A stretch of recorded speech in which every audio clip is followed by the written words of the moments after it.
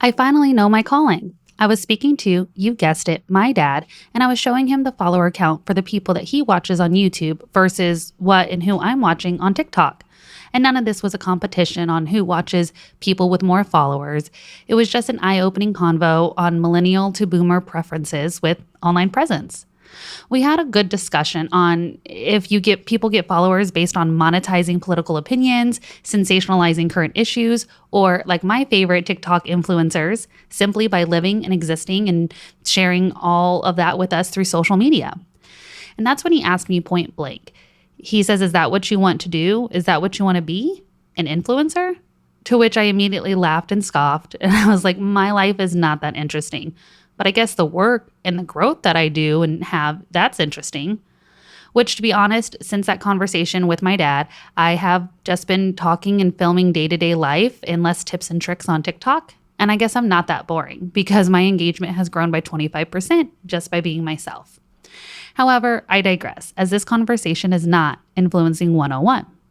So what was my follow-up answer to dear old dad? I want to do work that inspires. And let me repeat that.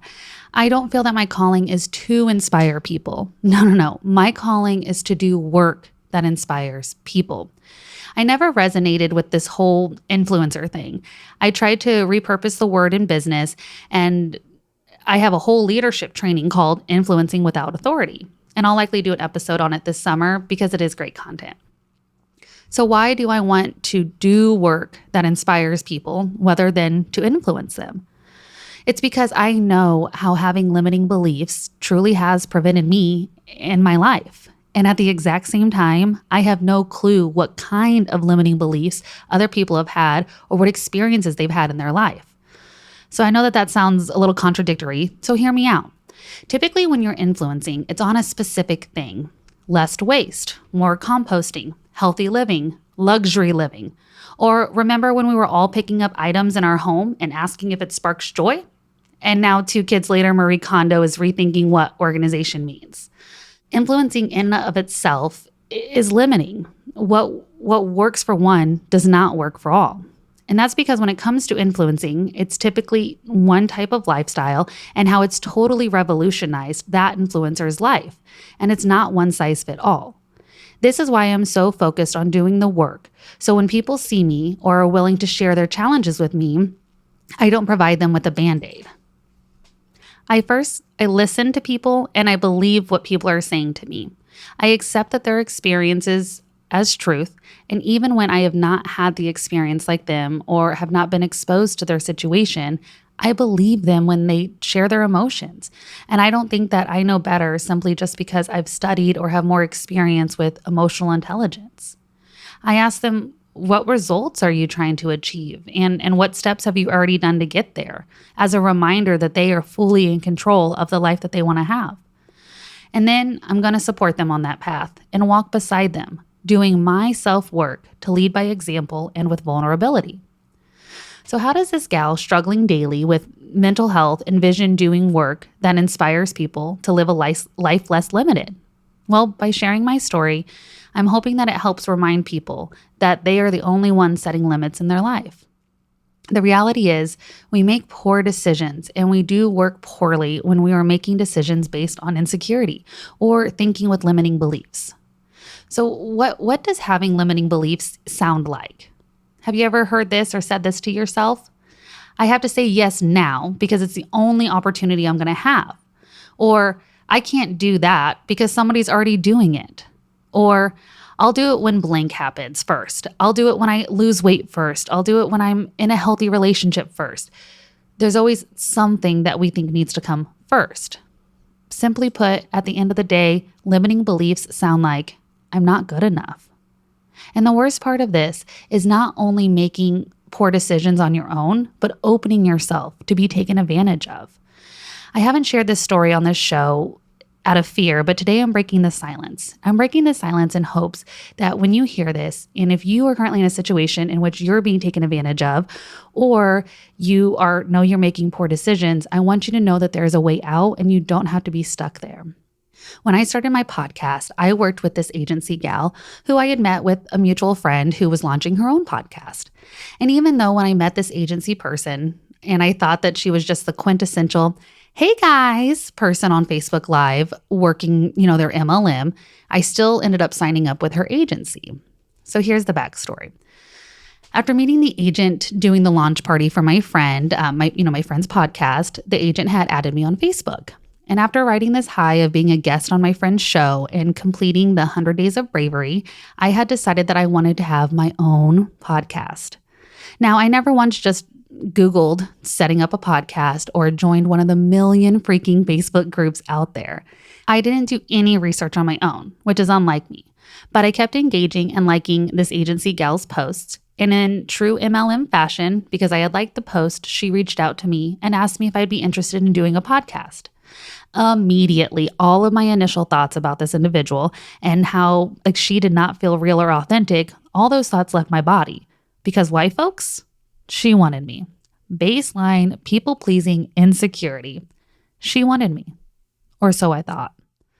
I ran right past the red flags of her not having a website, group trainings, or even training documents to send me. And I still believe that she could actually help be the agent of my podcast.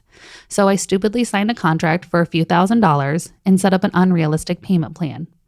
And in less than a week after I signed this contract, I was let go of my corporate 6-figure position. I did not communicate this with her immediately, as I was filled with a lot of shame and embarrassment because I had really put a lot of my identity behind the fact that I made 6 figures without a college degree. Not to mention that my entire podcast platform was going to be how to find success in corporate America by being yourself, which, if I was honest, I knew nothing about because I was often trashed by people for being myself and then laid off. Needless to say, I was feeling like a fraud, and I also didn't have the money to invest in my podcast. When I shared with her that I was laid off and was really struggling with what this looked like, she didn't sit there and empathetically listen to my concerns and understand that even though I signed a contract that I wasn't confident or ready to keep moving forward, and she just kept pushing, suggested moving the date or things like that, but never a refund of what I've already paid. And I agreed to it, all of it, stupidly. I asked her if she had something like Zezzle or another 4-payment system that I could use. I had been doing some in the dumps searching for other podcast agencies because I was feeling so off, and I saw that a lot of them offer things like Zezzle or Afterpay. She told me that they were already looking into providing something like that, and so they would get it set up. In the meantime, I was given some arbitrary dates without a calendar or rollout plan, and I didn't even know how to record, but I had due dates for episodes. No one even told me to get a Zoom account and record things on Zoom. I now use Riverside, and it's amazing. I was having to figure all of this out on my own, and at this point, I'd already paid like $1,500 to the agency. Obviously, I was getting frustrated and defensive. Not only was I feeling defeated for not being able to make the payments, but also because I knew I was missing these so-called due dates, and I was too embarrassed to keep asking questions. When I tried to find other payment solutions with them, albeit a little cumbersome what I was coming up with, all of a sudden there was a personal assistant that came into the mix. And this is when things go nuts. This so-called personal assistant is emailing me from the agency gal's email, but not his own. And he would only come into play when there needed to be like an assertive communication. I felt that he was a fake or a cover. And to be honest, at this point, I lost what small hope I still had in the agency.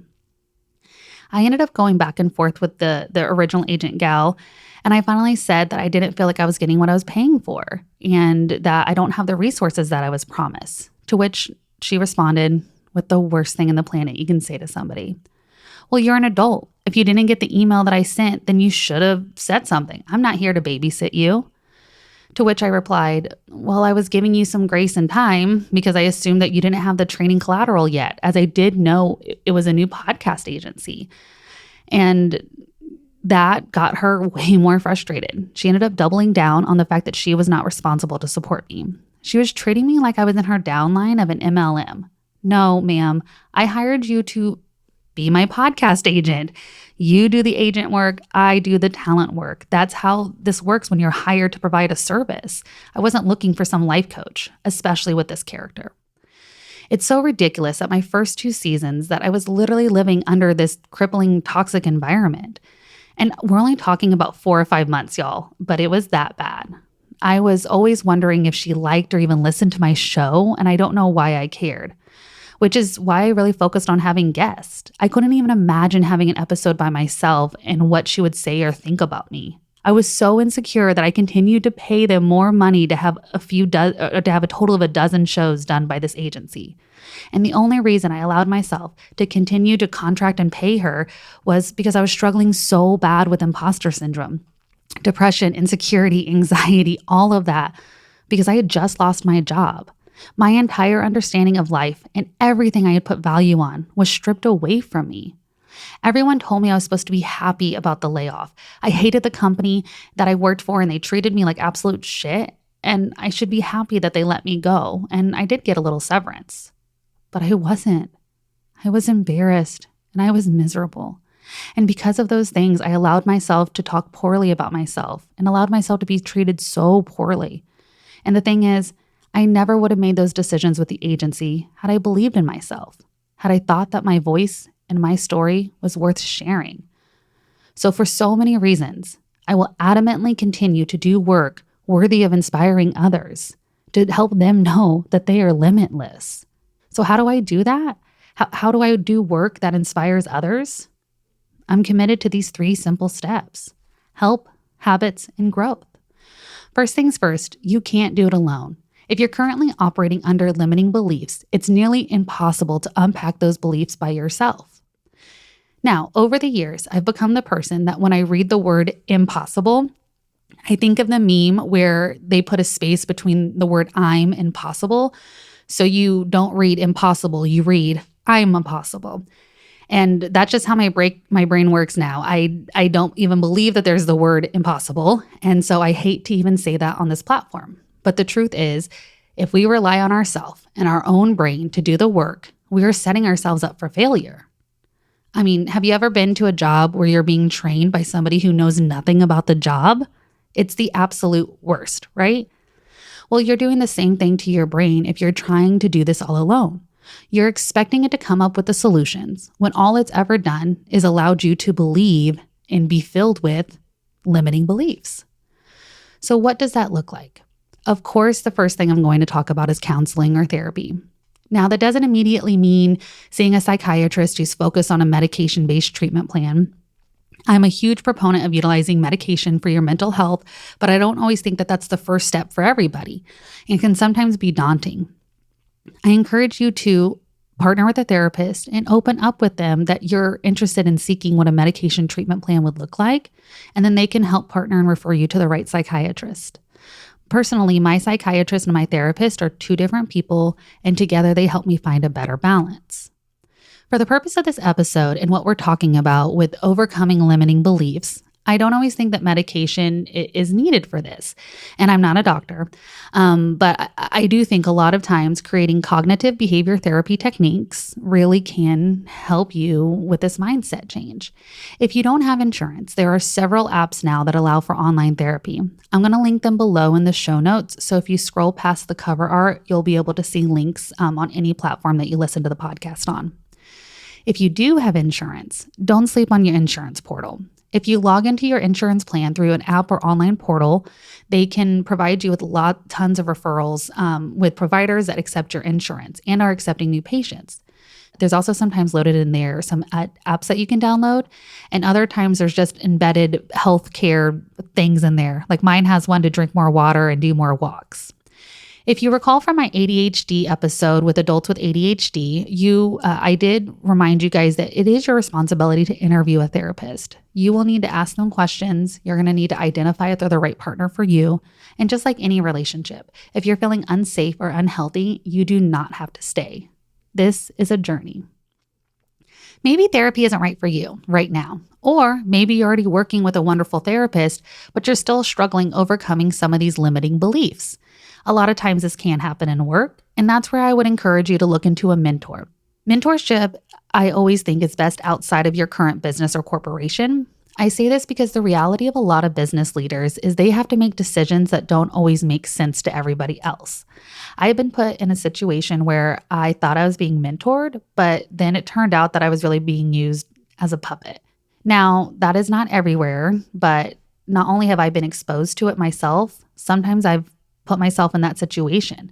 And as a leader and mentor, I felt that I provided guidance to an individual based on the business need rather than their personal growth need. Now, that's something that I have learned about and working to grow, but it's out there and ultimately kind of speaks to the overall unhealthy work environment if that is what's happening with mentorship. An additional value of having a mentor outside of your own corporation, and to be honest, even outside of your own industry, is it allows you to see business and leadership with a clearer vision. When you're telling them situations, they're going to ask you questions that you think everybody knows because it's an industry standard.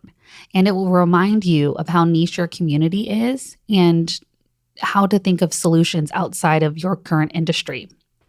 When you are identifying and choosing your mentor, you want to choose somebody that has a career that you yourself would be interested in. That doesn't mean that the role of what they're doing or the industry of what they're doing you're interested in, but the type of person they are in business and how they do business is how you want to do business. Just like if you wanted to start budgeting and, spend less money, you wouldn't ask for money advice from someone who compulsively shops. Subsequent to the mentorship in therapy would be an accountability partner. So this person is often a peer and not someone who you're reporting to, or like a therapist, someone who's helping you with your specific mental health. This is an individual that you can be honest and open with every day with your struggles, share the things that you're working on and what you've learned from your therapist or mentor, and ask them to hold you accountable to the new behaviors you want to have in place. One thing I'm currently doing is wanting to be more prepared for everything that I do, specifically in work, because when I'm prepared and have done the metaphoric homework, I can show up much more confidently. I have an incredible colleague who actually was one of my first team members and mentees, and I did not do such a great job in that role, but I'm very fortunate that she's back in my work life and life as a whole. And what's really wonderful about this individual is not only does she know my heart, but she's also seen me grow for the last 6 years. So since we started working together in the past few months, we have been able to be honest with each other on how we felt after a meeting that we presented on or an email that we sent, and we are holding each other accountable to how we want to be seen and received in the company. Neither of us reprimand each other. We just laugh off mistakes, offer real-world advice, and feedback to each other. Again, I don't put the responsibility on her to solve my problems or even to give me ideas. I ask this person to hold me accountable to the behaviors and person I want to become, and she's doing that. Which is a beautiful segue into the second step of how to live life with less limits. Habits. If you have not read the book Atomic Habits, go get it now. Go on Amazon, download an Audible, however you get your books, read this one. Atomic Habits by James Clear helps redefine our mindset when it comes to habits. The biggest thing that he talks about is that there is no magic number for when a behavior becomes a habit. So the myth of doing something for 21 days, 45 days, all the numbers that we've heard, he debunks that. Because at the end of the day, if we stop doing the habit or the behavior, then it's not a part of us anymore. The limit does not exist. So instead of thinking about how habits have to become ingrained behaviors to us, we can start thinking about habits as the actions that we're doing, no end in sight, because doing these actions help us become the person that we want to be. James Clear further talks about that habits have to follow the 4 laws of attraction to be successful. So that would be obvious, attractive, easy, and satisfying. Going through sobriety to help my mental health, I have also layered in what I'm calling a hydration journey, which I stole that saying from another podcast that I listened to. Girls Gotta Eat. They're so amazing. I'm Maureen's friend. If you know, you know. And to be successful in this hydration journey, I had to make the water follow those 4 laws of attraction. So first and foremost, easy and attractive, right? I have water in my fridge that's cold. I've tried every water bottle system out there, the Starbucks cups, all of that stuff, and I just don't consume enough water when I'm doing that. So by having water bottles that are cold and easily accessible, I am drinking more water. Obvious and satisfying. Those are the next 2. So when I sit down to work, I do bring a second bottle of water to my desk. I do not like to drink warm water, so I try to pound the first one very quickly, so the second one is still cold for me. Not only does this satisfy my hydration journey, but it's also satisfying because medication I take does cause a little bit of dry mouth, and I live in Florida, so I'm always thirsty. So the cold water is satisfying. So I am well on my way to continuing these healthy habits because I've put in those 4 laws of attraction for my hydration journey. As James Clear says in the book, habits have to be established before they're improved. So we have to start at level 1. And remember, every action or behavior that you take is a vote for the person that you want to become. So today, am I going to have a vote to become more of a hydration queen? Or am I going to have a vote to stay as the same thirsty girl? So, what habits support living life less limited? Well, the first and foremost I use is affirmations. Not only my own, but I use affirmation cards, affirmation calendars, affirmation apps. By speaking positively and confidently about yourself, that's absolutely a habit that is a vote for a more limitless you. Another thing to do is journaling. I'm not great at paper journaling still, but my notes app is full with audio journals. The last habit that I practice daily to help support a less limited belief life is educating myself. Our techniques, or I try to read or listen to stories that people have about overcoming limiting beliefs. And I'm just always in the habit of learning more, which leads right into the third way to believe and to live a more limitless life, which is growth. The beautiful thing about number 3 on this list is if you're doing 1 and 2, it's very easy. Because by already admitting that you can't do it alone and preparing and partnering with a therapist or a mentor and utilizing a strong accountability partner, and then putting habits into place that are a continuous vote for the person that you want to become, you will naturally grow. I shared on my Instagram last week about how I was struggling because even though I was at 50 days sober and had my 20th podcast episode coming out, I didn't feel good about myself. Even though I knew that those things were amazing, I was still feeling really down about myself. And an amazing, wonderful individual reached out to me and shared how she has never seen somebody grow so much and so consistently. When I met her at 22, I was party girl Stef. And now 12 years later, it was amazing to read her message of how she has watched me from the sidelines and cheered me on, even though there is distance between her and I. She never gave up rooting for me and believing in me. Growth is not linear, my friends, nor does it happen when you're ready.